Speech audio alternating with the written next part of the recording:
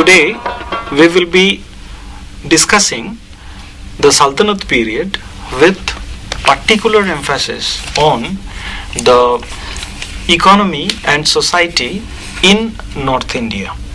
We will start with the environmental context. The evidences are few and far between. But then also we find the environment was very important even in the context of the Sultanate. In the northern India particularly, we find two river systems dominating the whole expanse of the North Indian plains. One on the western side, it is the Indus River system, whereas on the eastern side, it was the Gangetic plains, and these two dominated the life, with the precipitation, rainfall concentrated on the eastern part, and that's why the population was also much more dense in the eastern part of India.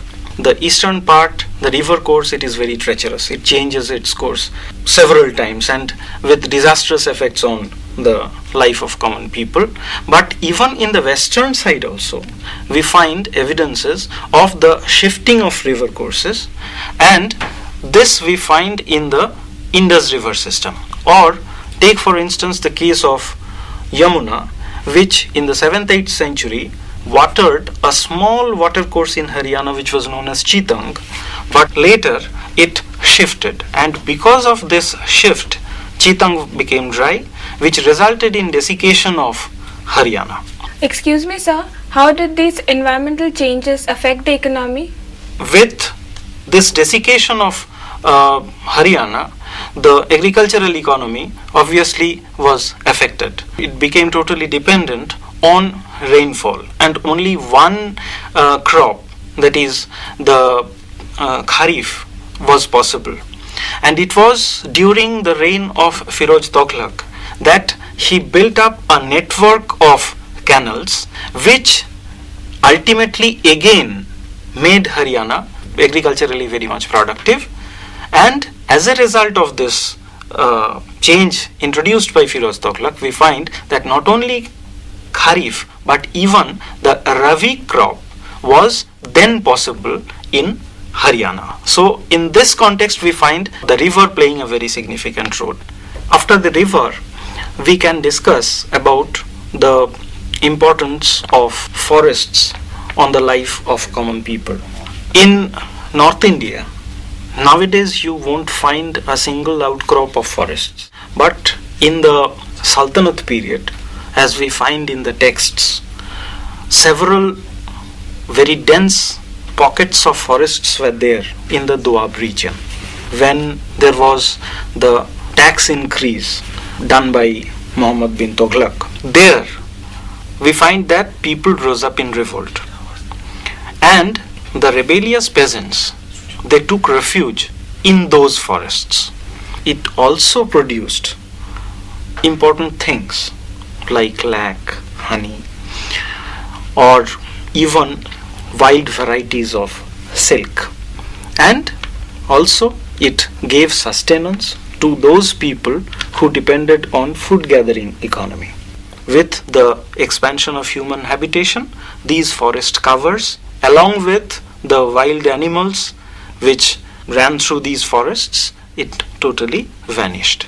With the environmental thing over, then we take up the case of agricultural production, where we find very important technological innovations coming, if not along with the Ghorian raiders, some just a few years before that or even after that, and they were very important, like artificial irrigation. You will consider that it was very important for proliferation of agriculture, and in northern India the well irrigation was important. India in the ancient period knew about a mechanism which was known as orghatto, which means a kind of pot garland which was placed on the rim of a wheel. Later it was renamed as Noria.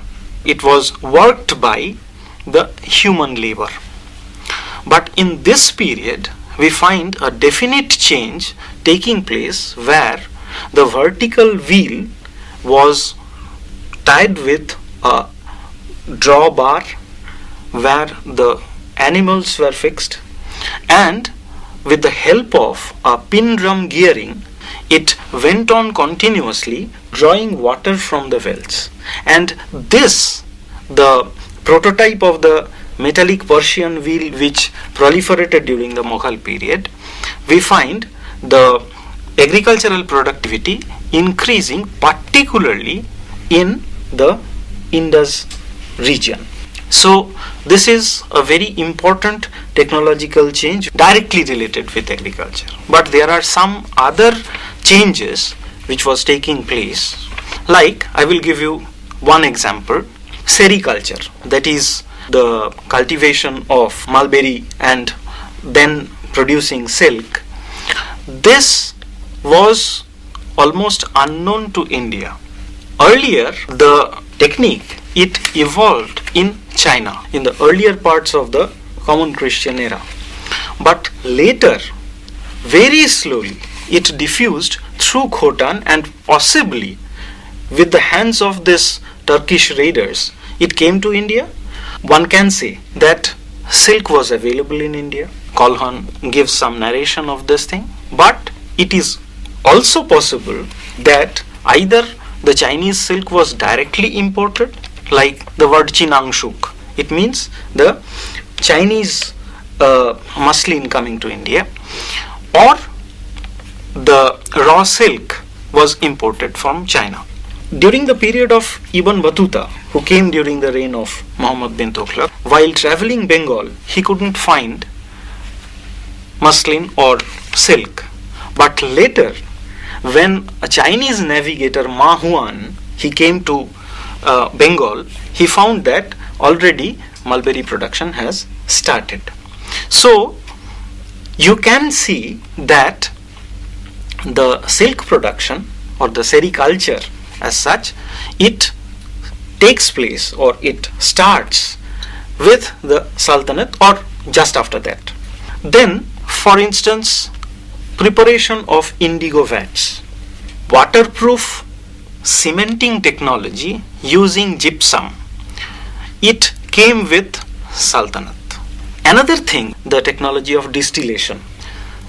Earlier there was a kind of distillation available in India, which we find in the archaeological remains of Gandhar, known as the Gandhar stills. But the West Asian stills, headed with, which was known as Moore's head, it was much superior. The technology of cooling was much superior compared to Gandhar stills, and with this, the distillation of fermented sugar syrup, it starts with this period. And in Delhi, in and around Delhi, we find the distilleries, they are proliferating. The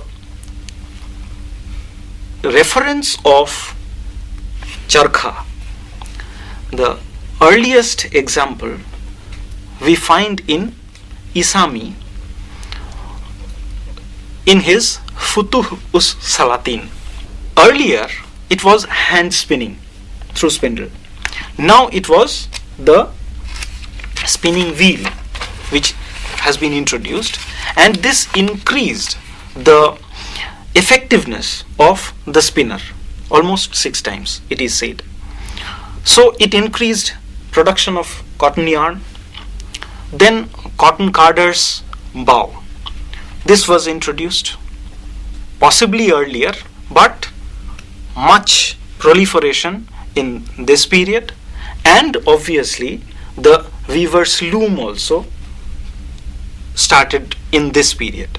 So with these technological innovations or changes coming into India, India became a major textile producing country. This agro industries, it gathered momentum with these kind of technological change. with these technological changes, we take up the issue of rural society. That is also very important, because in this period we find some very important changes were taking place as we started with centralization of power. What was the role of the state during that time? It was basically divided into some rural aristocracy, Rai, Rana, and their cavalrymen who were known as Ravats, which is derived from the word Rajaputra. Now they were ruling the roost. Now with the infiltration of the Turkish cavalry and building up of the Delhi Sultanate, first we find that these people, when they were defeated, they were kept in their place. These Rais, Ranas, Ravats, they were not totally displaced, they were kept in their place, and the state tried to extract tributes from them. This was first the role of the state. But starting from Alauddin Khilji onwards, we find state trying to get into this rural structure, rural society, rural power structure, and placing it above these Rais, Ranas, Ravats. Generally speaking, Delhi Sultanate was, in the earlier days, in the inception, it was basically a garrison sort of state, confined within several cities, and the rest of the country it was rebellious, Mawas. Punitive actions were sent and tried to extract as much as tribute as possible. But later, these Ranas, Ravats, they were being decimated, and a new power structure came into being, who were known as later Chaudhuris.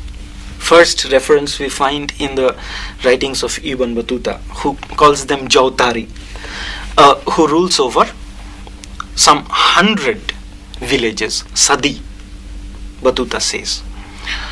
Whether it was 100 villages or not, we don't know. There are some,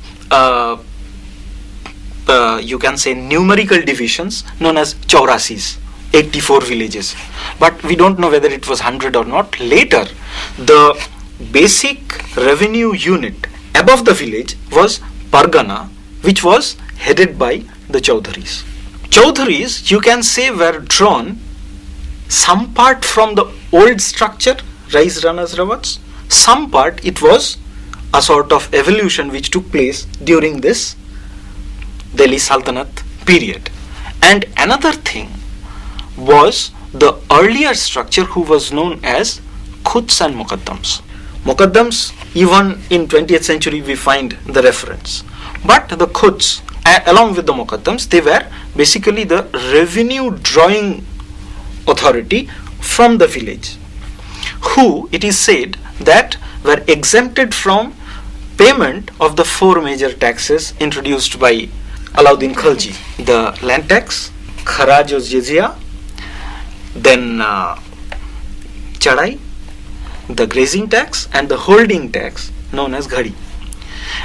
And along with this, they were drawing some tributes from the villagers, customary dues they were drawing. With this, they were very formidable, and it is said that Alauddin Khilji wanted to decimate this group and started imposing pressure on them, which you can say a kind of instance of the centralization that I am talking about. Later, along with several other groups known as Maliks, Mafrozis, they constituted a group over and above the toiling peasants, the village menials, balahars. On the top of them, there was a structure who were generally known or denoted with the generic term zamindar. So state had a particular role, very important role, in controlling or in evolution of this group. So this is the role of the. Another very important thing which Delhi Sultanate introduced was a very heavy incidence of land tax, which was known as Kharaj o Mal. the main tax during the Sultanate introduced by Alauddin Khalji was Kharaj, which they inherited from the Ghaznavid or the Ghurid predecessors. But this, they, at least during Alauddin Khalji's period, we find was imposed after measurement and a kind of estimate about, a possible estimate about the yield. It was very heavy because almost 50% of the agricultural surplus was drawn from the villages. And another very important aspect was Ikta. Ikta means a kind of transferable revenue assignment. It can be transferred, given to, assigned to the military commanders. Now, the military commanders then could sub-assign iktas to their troopers. So, this was the general structure. There was ikta, which was given to the military commanders, known as muktis or walis, and rest, a sizable section was kept for the crown land, which was known as khalisa.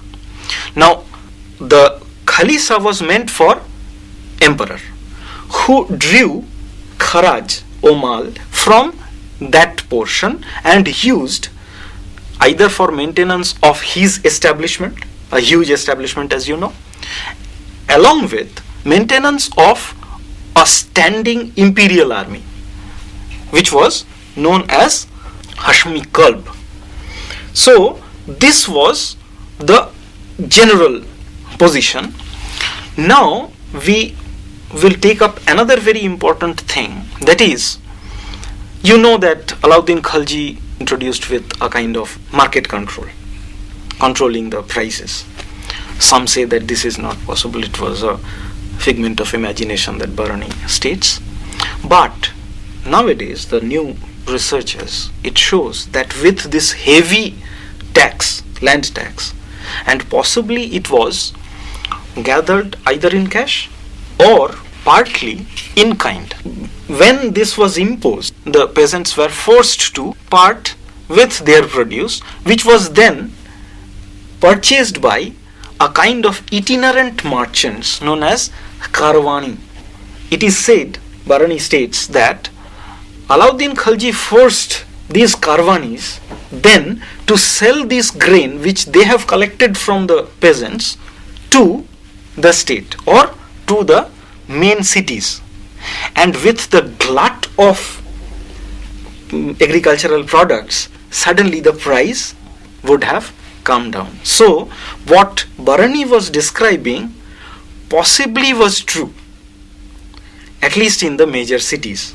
And this is a very important aspect of the Sultanate economy, particularly in the rural area. The Sultanate has been heavily implicated. They are totally dependent on this huge income. If the country becomes desolate, as happened in the case of Sultanate, Muhammad bin Tughlaq, the economy of the Sultanate will be affected. So, along with this pressure, now they started taking interest in expansion of agriculture also. And that's why we find that Muhammad bin Tughlaq, who was the main, you can say, quote-unquote culprit of imposing very heavy tax in Doab or increasing the tax in Doab, he, when he realized that the agriculture is going desolate or becoming desolate, he started a total new ministry, Amir-e-Kohi, which was entrusted with expansion of agriculture, and loans were given, which was known as takafi, to the people, to the peasants. How did India react to all the changes that had taken place? Number one, you find that India is, or was earlier, or even nowadays, it is a caste-ridden society, where it means that the occupation of the father will be taken by the son. Now, you can very well put the question, as you have put, that with these new technological changes, as I have talked, with this new situation which was coming into being, how India or how the rural society it responded. The general response would have been either rejecting the changes fully and getting into the cocoon. But the state wanted these changes, or it needed labor who will be conversant with this new technology. And there we find a very regressive social custom playing a very significant role, that is slavery. In the early days of Sultanate, we find all major campaigns, it resulted in a huge war captives who were then sold in the markets as labor, slaves. And for instance, Alauddin Khalji, we find that he had some 50,000 slaves. Take for instance Firoz Tughlaq. He had some 1,80,000 slaves, of which some 12,000 were artisans.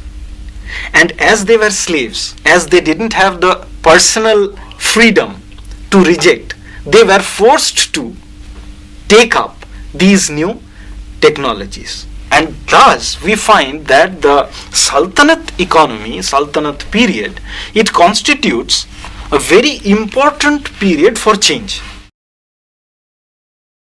I will come to the last portion, that is assessment. How we will assess this Sultanate.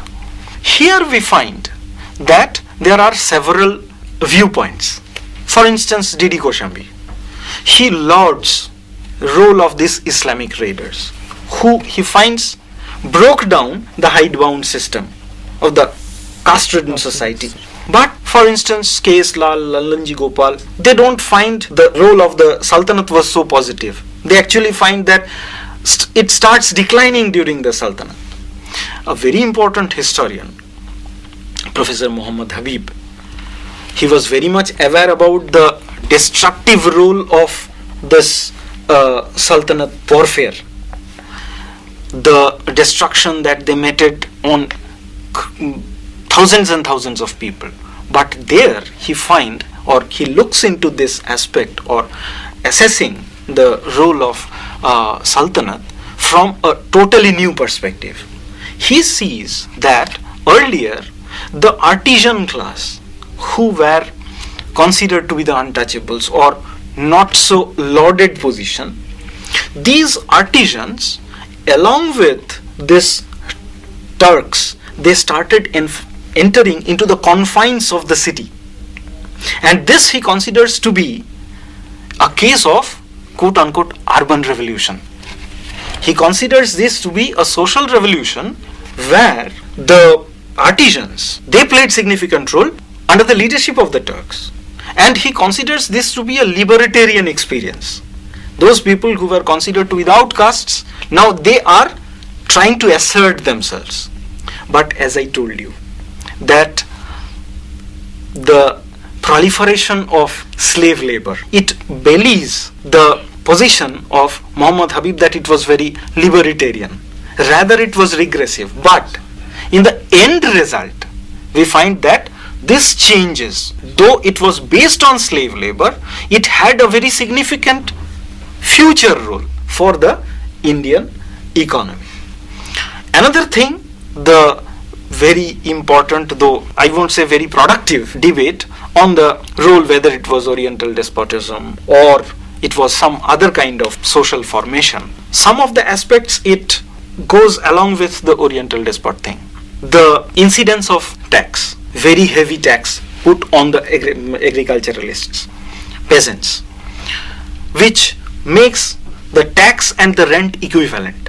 Here, though the state is taking tax, it is so heavy that it is almost equivalent to rent. So it is a kind of tax rent equivalence. And because of this, state takes tremendous interest in the well-being of agriculture. As we find that loans are being given, takavi, or network of canals are being dug for proliferation of agriculture. So state takes interest, which one can say that goes along with the depiction of the Oriental despot that though he is very strict, but he caters for the good of agriculture for his own interest, self-interest, but nevertheless good for the society also. But it was a very sprawling economy. Precious metals were being India for a long time didn't see so much proliferation of metal economy and monetization. This goes against the position of Oriental despotism. So we can say that Sultanate was a kind of entity of its own, but very important in the context of the Indian economy, Indian history of Indian economy, because it played a very positive role in some of the aspects, if not all.